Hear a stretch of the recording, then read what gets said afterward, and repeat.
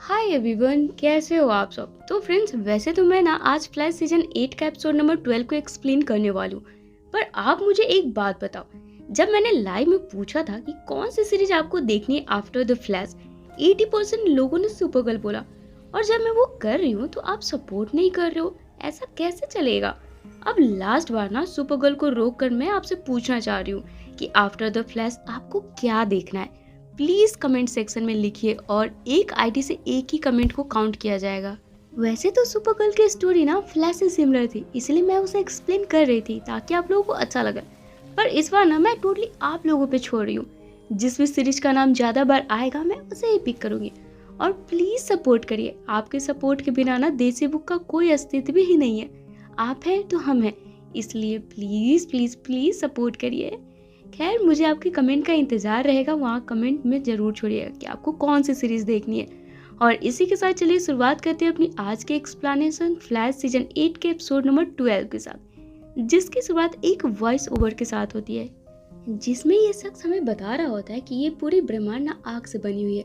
हर कोई किसी न किसी को खोने की वजह से दर्द में है। मैं उन्हीं को लेने आया हूँ। मैं हूँ डेथ स्टॉर्म।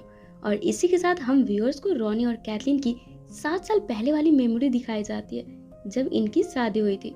और कैथलीन आज तक उस पल को अपने सीने में दबा कर बैठी है।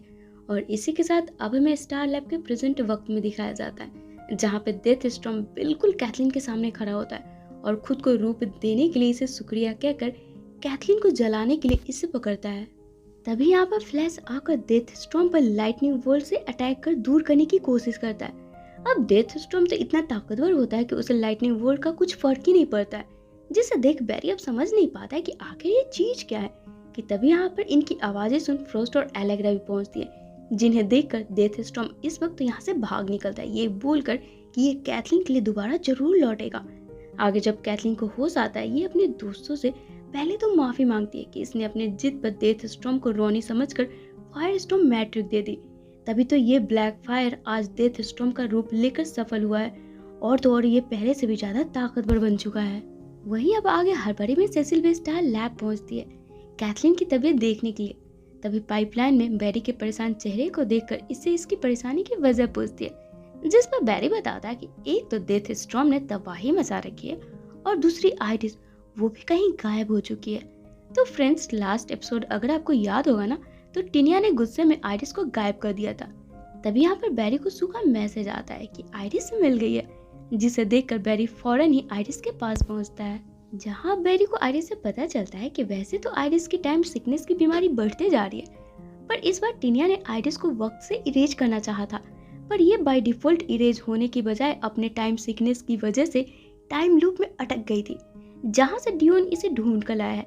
वैसे तो आइरिस जब टाइम लूप में थी, वहाँ इसने अपने पास्ट प्रेजेंट सब देखा, पर इसे अपना वहाँ पर फ्यूचर नहीं दिखा। और इसी बात को लेकर आइरिस काफी परेशान हो रही है कि इसका कोई फ्यूचर ही नहीं है। कहीं ये सच में टाइमलाइन से गायब तो नहीं होने वाली है ना। जिस पर यहाँ बैरी आइरिस को गले लगाकर शांत करता है। तब इधर हमें रात के वक्त एक सुनसान सड़क पर बूढ़े शख्स को दिखाया जाता है, जो कि हाथों में फूल लिए अपनी मरी पत्नी को याद कर रहा होता है। कि तभी डेथ स्टॉर्म यहाँ पर आता है और इसकी आत्मा को चूस कर इसकी जली बॉडी को यहाँ पर छोड़कर भाग निकलता है, जिसकी अब अगली सुबह बैरी आइरिस और सू आइरिस की करंट स्टेटस चेक करवाने के लिए स्टील फोर्स यानी कि डियोन का इंतजार कर रहे होते हैं। कि तभी यहाँ पर बैरी के फोन पर क्रिस्टिन क्रैमर का अलर्ट आता है, जिसे देख बैरी यहाँ पर ना चाहते हुए भी अपनी बीमार पत्नी को सू के भरोसे छोड़कर अपनी फ्लैश वाली ड्यूटी पूरा करने के लिए निकल पड़ता है।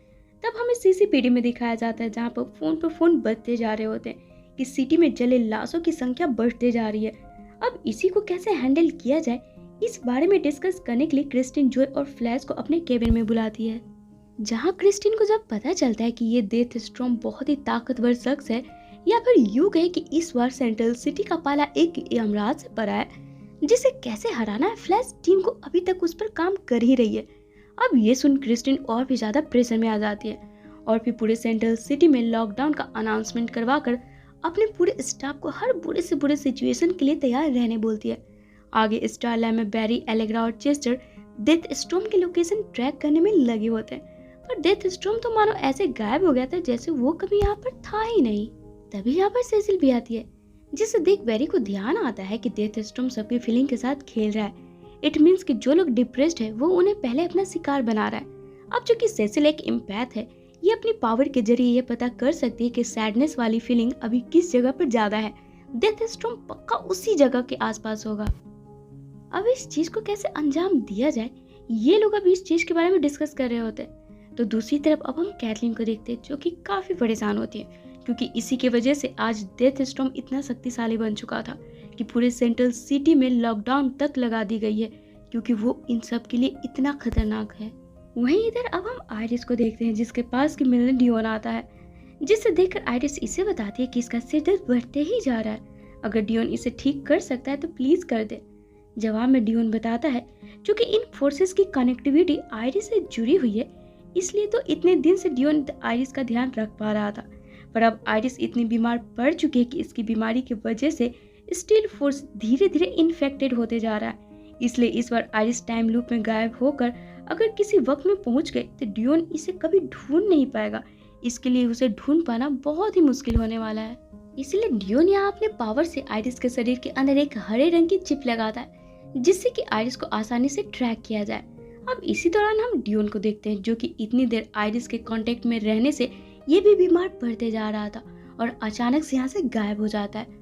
तो यहाँ अब स्टार लैब में चेस्टर की मदद से सेसिल को चेयर पर बिठाकर अब इसकी एम्पैथ वाली पावर के जरिए ये लोग डेथ स्टॉर्म की लोकेशन ढूंढना शुरू कर देते हैं। तभी इनके सैटेलाइट से पता चलता है कि डेथ स्टॉर्म ही स्टार लैब की तरफ आ रहा है।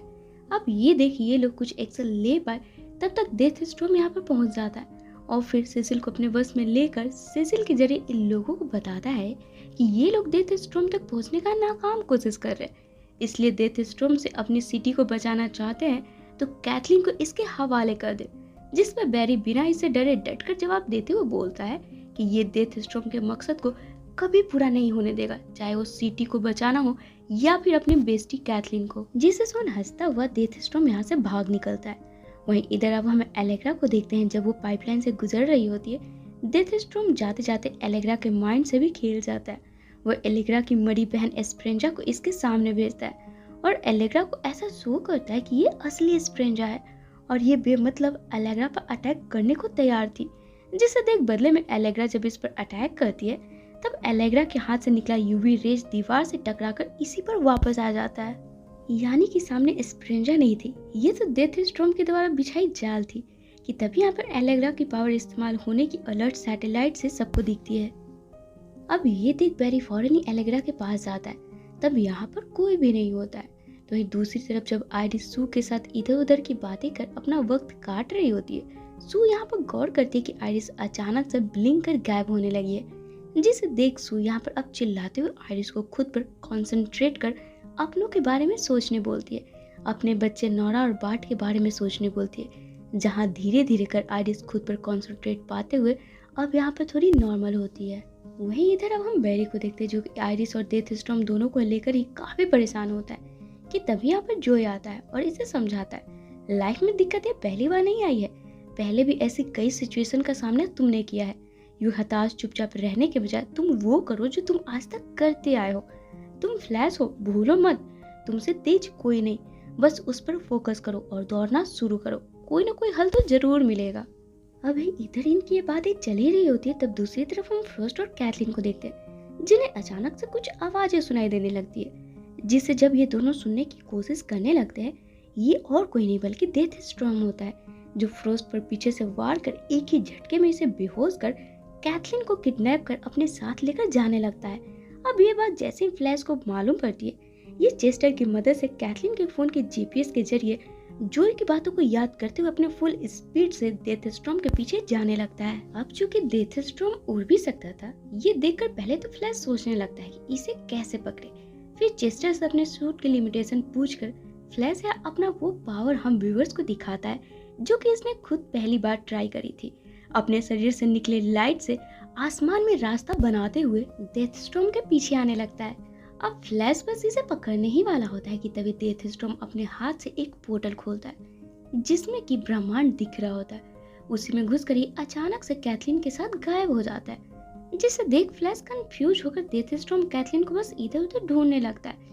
तब इधर स्टार लैब से चेस्टर वापस से कैथलीन की फोन को ट्रैक कर फ्लैश को बताता है कि कैथलीन इस वक्त रिपल्स वाइल्ड वर्ल्ड में है, जो कि सेंट्रल सिटी के बाहरी हिस्से में है। जिसे सुन फ्लैश उस जगह के लिए निकल पड़ता है। तब इधर हम डेथ स्टॉर्म को देखते हैं, जो कि पहले तो यहाँ अपने आसपास मौजूद लोगों की आत्मा को खाकर कैथलीन की तरफ बढ़ता है, जिसे देख कैथलीन बुरी तरह डरी सहमी सी होती है। तब डेथ स्टॉर्म कैथलीन को बोलता है, तुम डरो मत, मैं तुम्हें मारूंगा नहीं। चूंकि मैं कहीं ना कहीं रोनी के अंश से मिलकर बना हूँ उसके मरने के बाद, पता नहीं क्यों पर तुम मुझे अच्छी लगी, इसलिए अब मैं तुमसे शादी करूंगा। और इतना बोल डेथ स्टॉर्म कैथलीन को टच करता है। और ये सीन यहीं पर कट होकर अब हमें फ्लैश को दिखाया जाता है। जब वो कैथलीन के पास पहुंचता है, यहाँ आसपास सिर्फ जली लाशें होती है और डेथ स्टॉर्म यहाँ पर नहीं होता है और कैथलीन यहीं पर चुपचाप बैठी होती है। जिसके नजदीक जब फ्लैश जाता है, ये देखता है कैथलीन की आंखें चमक रही है, जिसे लेकर फ्लैश अब स्टार लैब आता है, जहाँ पर सभी कैथलीन के लिए काफी परेशान हो रहे थे। तब कैथलीन इन सभी को बताती है कि ये बिल्कुल ठीक है, जहाँ पर इसके पूरे बॉडी को चेक करके इन सभी को पता चलता है कि कैथलीन अब पहले से भी ज्यादा ताकतवर बन चुकी है। तब अब यहाँ पर कैथलीन इन लोगों को बताना शुरू करती है कि दरअसल डेथ स्टॉर्म इससे शादी करना चाहता है और इसलिए वो सारी लाशों की जिसने आत्माएं उसने खाई है, वो सारा शक्ति इसने कैथलीन के अंदर डाल दिया और इसी वजह से कैथलीन इतनी मजबूत हो गई है। पर डेथ स्टॉर्म को ऐसा लगता है कि अभी मैं उसकी दुल्हन बनने के काबिल नहीं हूँ, मुझे और शक्तियों की जरूरत है, इसलिए उसने मुझे छोड़ दिया और वहाँ से चला गया। वहीं अब आगे अब हम बैरी, एलेग्रा और चेस्टर को देखते हैं, जो कि अब यहाँ पर डिस्कस कर रहे होते हैं कि आखिर डेथ स्टॉर्म को कैथलीन से कैसे दूर रखे। अब यहाँ पर बैरी कुछ सोचते हुए इन सभी को बताता है कि जब ये पिछली बार डेथ स्टॉर्म के पीछे गया था, जब उसने एक पोर्टल खुली थी, वहाँ पे उसे ब्रह्मांड दिखी थी, जस्ट उसी की तरह जब चेस्टर ने ब्लैक होल खोली थी। इसलिए डेथ स्टॉर्म को पकड़ना है तो इसे भी उसी जार में पकड़ना होगा जिसमें कि इन्होंने चेस्टर को रखा था, इसकी पावर को स्टेबलाइज करने के लिए।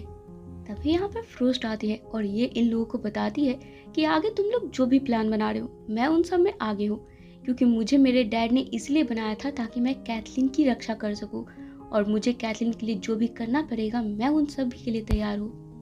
तो अब एपिसोड के आखिर में हम आइरिस को देखते हैं, जो कि रात के वक्त जब अपने अपार्टमेंट में होती है, इसे एहसास होता है कि कोई इसके अपार्टमेंट में है, जिसे देखने के लिए जब आइरिस इधर उधर रूम में जाती है, ये देखती है कि इसके सामने अचानक से एडी थॉर्न आ गया। और इसी के साथ ये एपिसोड यहीं पे खत्म हो जाती है। तो फ्रेंड्स, ये थी मेरी आज की वीडियो। अगर आपको पसंद आई हो ना तो वीडियो को लाइक और शेयर करना बिल्कुल ना भूलें। साथ ही अगर आप मेरे चैनल पर न्यू हो तो इसे ऑल बेल नोटिफिकेशन के साथ सब्सक्राइब भी जरूर कर ले, ताकि मैं जब भी नेक्स्ट वीडियो डालूँ ना आपको उसका नोटिफिकेशन मिल जाए और मुझे आप सबका सपोर्ट। तो चलिए फिर मिलते हैं अपने नेक्स्ट वीडियो में। Till then take care and bye bye.